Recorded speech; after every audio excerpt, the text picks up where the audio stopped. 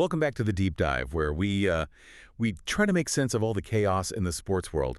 And if you're following the 2025-26 NFL season, Week 13 was, well, it was more than just chaos. It was like the entire foundation of the standings just crumbled. Oh, completely. The whole playoff picture got detonated. We saw the champs, the Eagles just tumble. The Bears are suddenly on top. It's really remarkable. It is. I mean, we've got two AFC teams with these massive double-digit win streaks. So our mission today is pretty simple. Yeah. We're going to extract the nuggets that matter, analyze these surprising teams at the top, and, check the pulse of those bubble teams that are just trying to survive December.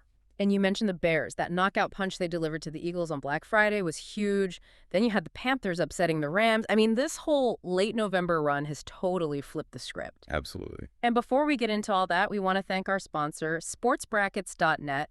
They're honestly the best resource for tracking all this madness. They've got printable schedules, playoff brackets, everything you need.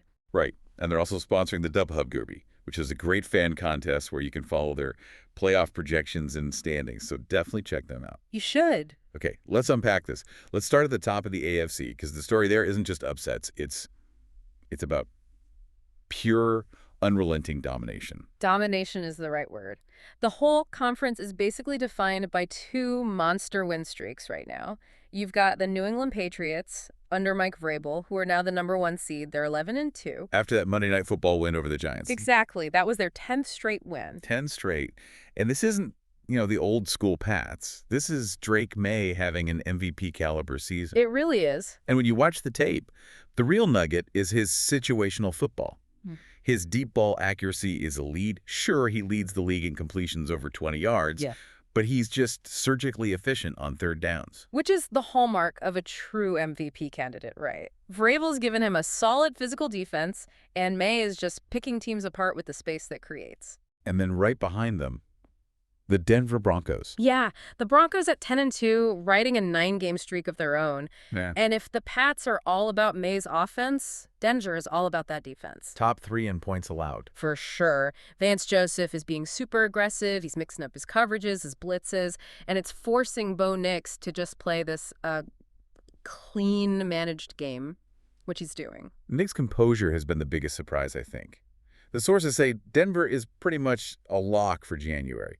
But I have to ask you, do you trust them to hold that #2 seed? They still got the Chiefs and the Chargers late in the season. Those are tough games. It's questionable. I think the Patriots' path looks a little smoother, Yeah. But while those top teams are just cruising, the AFC South is where you find the real drama. Oh, yeah.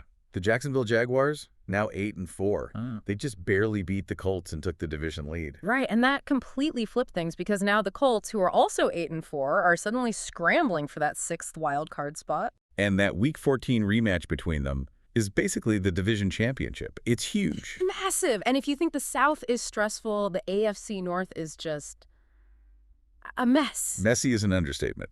The Ravens are 7-6, and somehow they backed into the division lead. But they look so sloppy. The analytics show Lamar Jackson's in a funk, and it's because his O-line is failing him. He's holding the ball too long, getting a ton passes batted down at the line. It's not good. No. And then you have the Steelers at 6-6. They look completely anemic. They've lost 5 of their last 7. Their running game has just stalled completely. And when they can't run, that defense gets left on the field for too long and gets exposed. A 2-game skid now. That division is anyone's. Which brings us to maybe the ultimate long shot story from Week 13. The Cincinnati Bengals. Little Bengals. Yeah, their record is, it's not good. They're 4-8. But that Thanksgiving win over the Ravens gave the fans, a little moment of hope. It did, and Joe Burrow leading them to that win was pivotal. But let's have a reality check here. The emotional side is great, but the data is pretty cold. Most models have the Bengals technically eliminated. The deepest ones give them maybe a 6 or 7% chance. So you're saying there's a chance? A very, very slim one. They have to win out, and they need a ton of very specific help from other teams. It's a major long shot, but that Thanksgiving win at least kept the conversation alive for another week. And that's all you can ask for sometimes. So elsewhere in that wild card race, you've got the Bills at 8-4. They feel like a lock, even with a brutal schedule coming up. Brutal. They still have to play the Pats and the Eagles. But you can't overlook the Houston Texans. Right. 7-5 and firmly in the hunt. And it's almost all because of DeMeco Ryans in that defense. The #1 ranked defense in the league. And the key nugget there, They lead the NFL in blitz rate. They're just forcing turnovers like crazy. They understand that pressure is the new coverage. 4 straight wins for them. They are putting serious heat on the Chargers and the Colts for that last spot. They really are. So the AFC is a story of consistent winners at the top, but let's pivot to the NFC because that's where the real disruption happened. I mean, the Chicago Bears are now the conference kingpin. Kingpin is a strong word. I think we need to pump the brakes just a little. Okay. Yes, they're 9-3, and beating the Eagles was massive, but they took advantage of a team that looks really fatigued. The sources say the Bears' physical running game just wore down the Eagles' front seven by the end of that game. But they still earned that #1 seed. They did, but they still have a lot to prove. Fair enough. But they knocked the reigning Super Bowl champs all the way down to the #3 seed. The Eagles have lost 2 straight games. And the key thing there is Vic Fangio's defense. The reports are that his physical, high-pressure scheme is just wearing down the older guys on that roster. They're giving up points late in games they used to close out. So is it a cap issue? Are guys playing too many snaps? Or have other teams just figured out his coverages? I think it's probably a combination of all of the above. They need a spark, or they could lose that division title. Okay, let's go west. The Rams, also 9-3. They clinched the NFC West, but then fell to the #2 seed after that. That shocking loss to the Panthers. Total shocker. And that loss made the entire NFC West a pressure cooker for the wild card spots. Right on the Rams' heels, you have the Seattle Seahawks, also 9-3.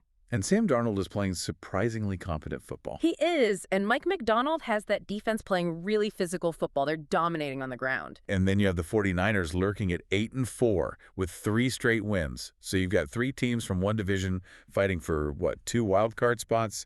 The tiebreakers are going to be absolutely brutal. Oh, they will be. The Rams technically have the head-to-head tiebreaker on Seattle, but that race is going to go down to Week 18. And for sheer volatility, you just look at the NFC South. Exactly. The Bucs are clinging on at 7-5.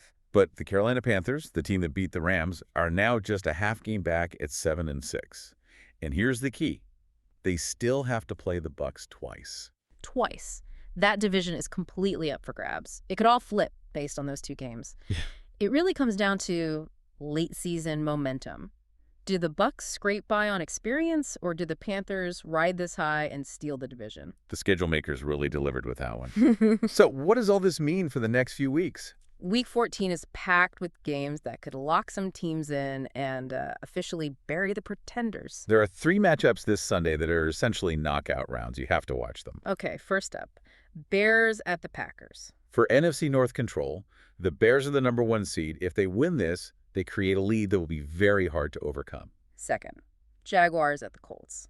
That's the AFC South decider. Plain and simple, winner gets the lead. Loser might fall out of the playoff picture entirely if the Texans keep winning. And third, Cowboys at the Lions. Pitting 2 huge wildcard hopefuls against each other. The Lions are 7-5 right there with the Cowboys and Packers. The winner gets a massive edge in that race. So with all this intensity at the top, we should probably spare a thought for the teams at the bottom.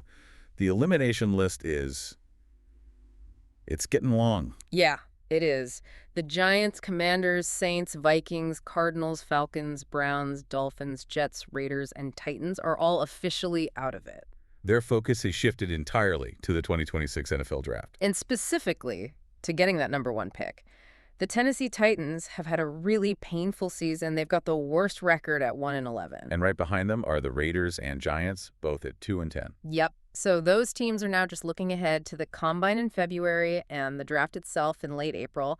It's all about maximizing that draft position now. The annual pivot from postseason dreams to off-season rebuilding. And as you're trying to track all this, just a quick reminder that our sponsor, sportsbrackets.net, Yeah. has all the resources you need, the printable brackets, the schedules. You can map out every single scenario. That's right. And for anyone who likes to plan way ahead, they already have the key dates for the entire 2026-26 NFL season up on the site. Which includes some dates you'll want to put on your calendar. The wild card round for the 2026 playoffs starts January 10th, and the whole season ends with Super Bowl LX on February 8th, 2026 at Levi's Stadium. That date feels so close, given how much chaos we still have to sort through. So if the playoffs started today, the data says the Patriots and Bears would get that first-round bye. But here's the final thought I want to leave you with. What stands out to me is whether the reigning champion Eagles, who have lost 2 straight and look tired, can rediscover that physical dominance in time. Or Is this late-season chaos just going to crown a brand new champion who got hot in November? The champions are stumbling, the upstarts are surging, and the battle lines are drawn. We are watching the NFL hierarchy rewrite itself in real time. That's it for this deep dive. We catch you next time.